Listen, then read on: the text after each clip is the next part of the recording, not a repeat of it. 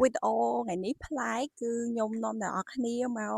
សួនបន្លែរបស់ខ្ញុំដើម្បីប្រមូលទិន្នផលហើយចង់ដឹងថាថ្ងៃនេះយើងអាចប្រមូលបានបន្លែគេខ្លះយកទៅធ្វើម្ហូប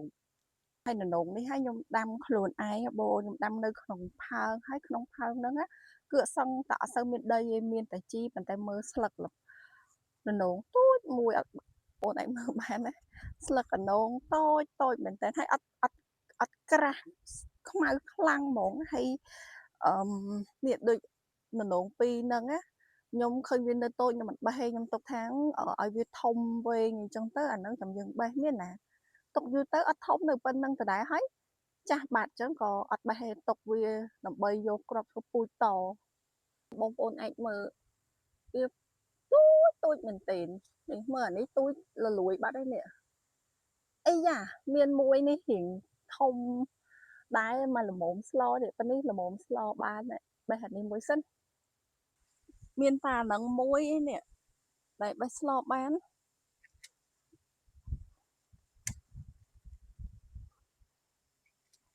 នេះត្រៃកាត់អត់ដាច់ទេនេះ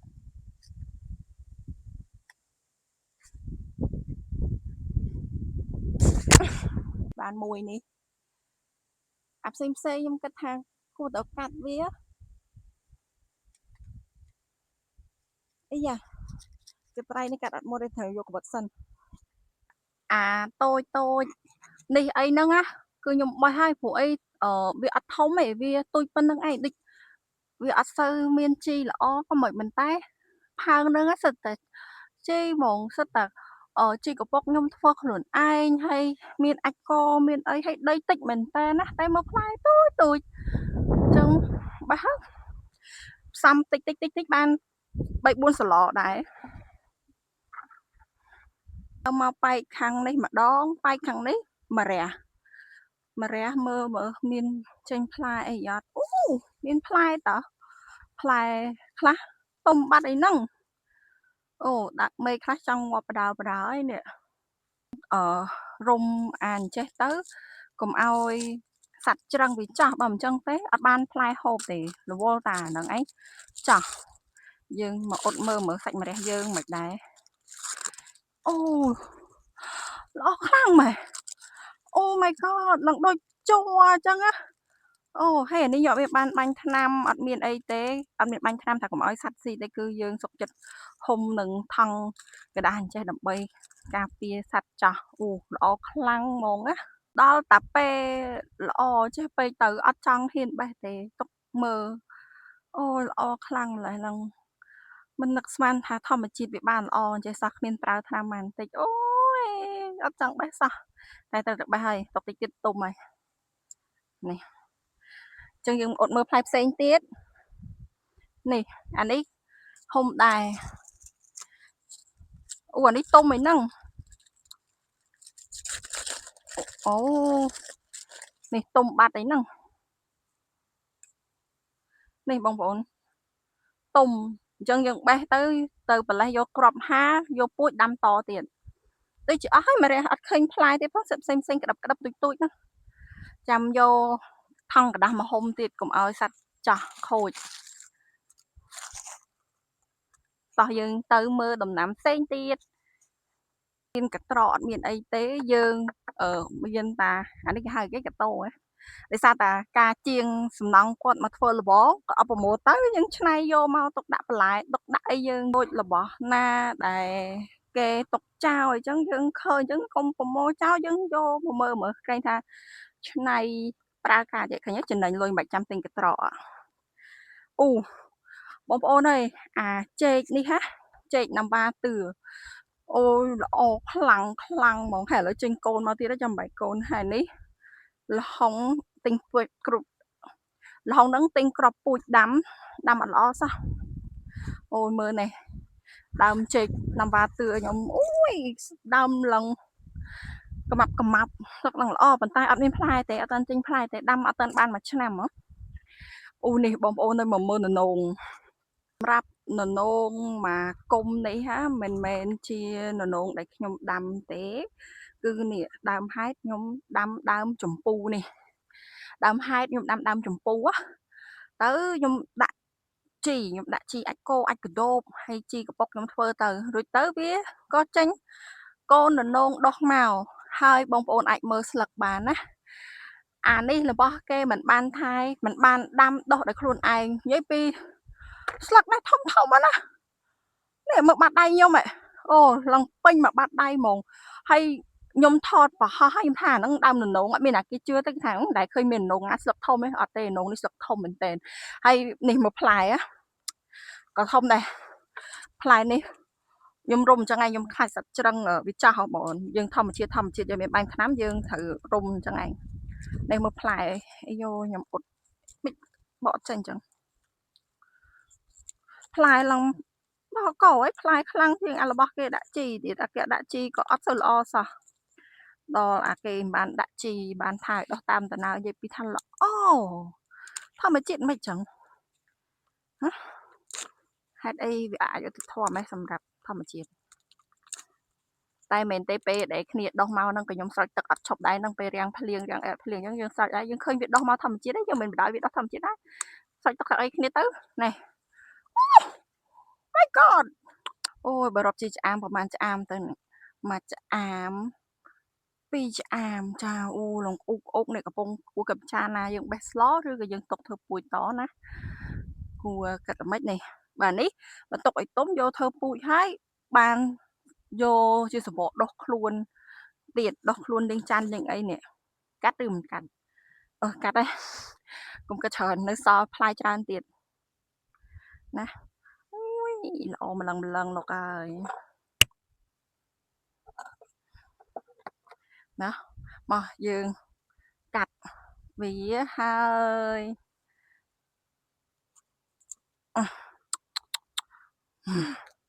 Oh my god នេះខ្ញុំឲ្យមួយស្លឹកអានេះធំជាង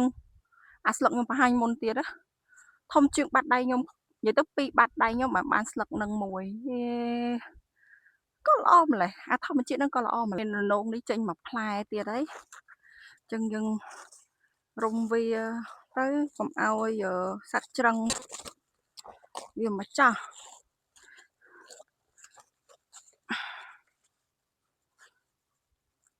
តែបើថាយើងរុំឲ្យវានៅតែចាស់ដឹងធ្វើមិនទេហ្នឹងតាមធម្មជាតិទៅយើងខ្ជិលប្រើថ្នាំព្រោះយើងធ្វើដាំហូបខ្លួនឯងយើងដាំហូបខ្លួនឯងដើម្បីទី1សំចៃទី2យើងកិច្ចពីអារបស់គីមីរបស់នាំចូលដល់ពេលយើងដាំខ្លួនឯងយើងប្រើគីមីដដែលដាំធ្វើអី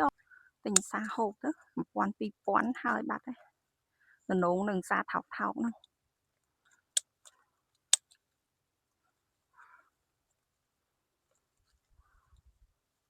ហើយដំណងនេះហាឆ្នៃបានម្ហូបច្រើនណាយកទៅឆាមួយពងទាឆាមីសួរប្រហើរធ្វើម្លក់អូឆ្ងាញ់ហ្មងត្រង់នេះបងប្អូនមានមួយផ្លែដែរវានៅក្នុងមើលចូលទៅឆែកមើលថាល្មមបេះបាននៅ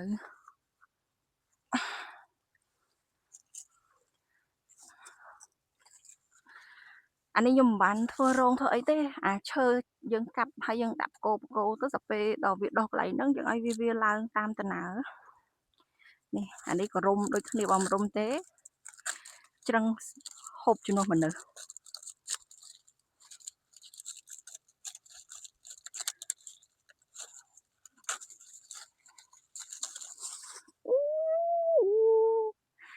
ចា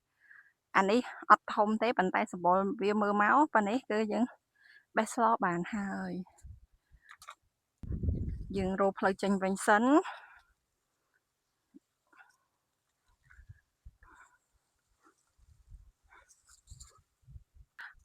ឡូវបេះមកប្រាវលេងមានទៅណាឆ្ងាយនៅក្នុងតាកន្លែងដីចំការនេះបានមកកធននេះមកគួសមមកក្រែដែររួចអានេះមិនត្រឹមតែរួចមកពេលទេណាបងអូនម្ហូបនេះគឺអាចធ្វើបាន3ទៅ4ដងនេះបងប្អូនមើលបានដើរបេះមកប្រាវមិញគឺបានពេញមកនេះហើយតែខ្ញុំមាត់តែ2នាក់ទេអញ្ចឹងក្នុងមួយថ្ងៃម្ហូបតាមមួយមុខឬក៏តិចច្រើនបំផុត2មុខអញ្ចឹង ប៉ុណ្ណេះអីខ្ញុំធ្វើបានថាមើលអានេះមលក់អានេះប្រហើអានេះឆាពងទាម្រះនេះមលក់អញ្ចឹងថាបាន3មុខចំណេញលុយបាន3ថ្ងៃនេះ3ថ្ងៃលើម្ហូបហ្នឹងលើបន្លែមិនបាច់អីតែប៉ុតបន្លែនេះមិនថ្លៃប្រហែលទេបងប្អូននៅលើទីផ្សារដូចននងប៉ុណ្ណេះអីមួយ1ប៉ាន2ប៉ានហើយយើងប៉ុណ្ណឹងក៏យើងជួយសន្សំចៃទិញពងតែ600មកពីគ្រាប់1200មកឆាបានណាអូខេតោះយើងតទៅទៀតតាមដែលសម្បូរជាងគេនៅដីចកាសួនបន្លែនេះគឺក្រូចនេះជ្រុះមានផ្លែជ្រុះអានេះទុំហ្នឹងនេះអូគាត់ប៉ះល្បេះអូខ្ញុំនឹកឃើញហើយធ្វើម្ហូបយើងមានម្រះយើងមានននង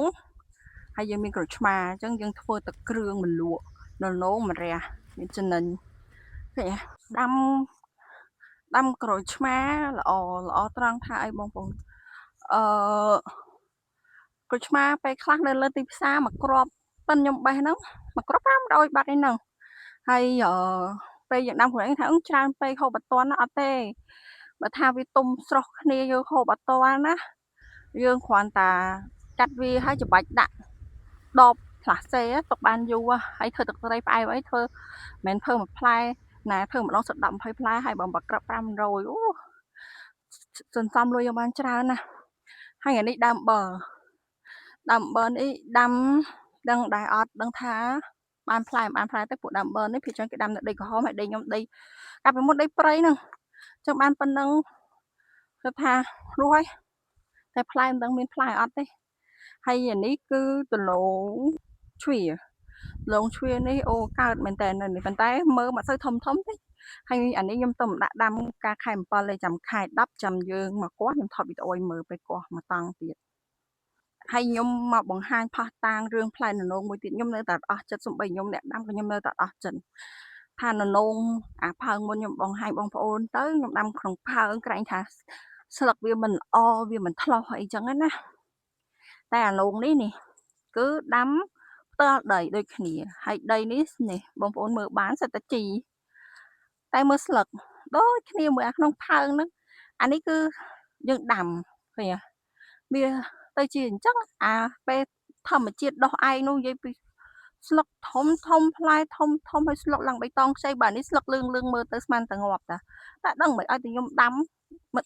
លើកទី2លើកទី3នេះខ្ញុំដាំឲ្យតែដាំខ្លួនឯងគឺអញ្ចឹងនេះបងប្អូនបន្លែដែលយើងដើរប្រមូលជុំវិញហៅថាសួនដំណាំរបស់យើងណាគឺបានប្រព័ន្ធអីចឹងតោះទៅធ្វើម្ហូបជាមួយនឹងខ្ញុំទាំងអស់គ្នាថាតែបន្លែមកប៉ុណ្នេះឆ្នៃបានម្ហូបអីគេខ្លះឃើញទៅតូចទេចាស់ដឹងចង់វាសក់ដូចវា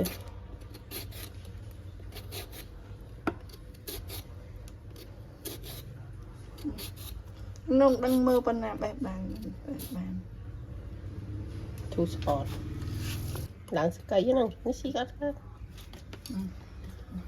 នេះសកៃមិនបុំមកឃើញនេះសកៃសកៃ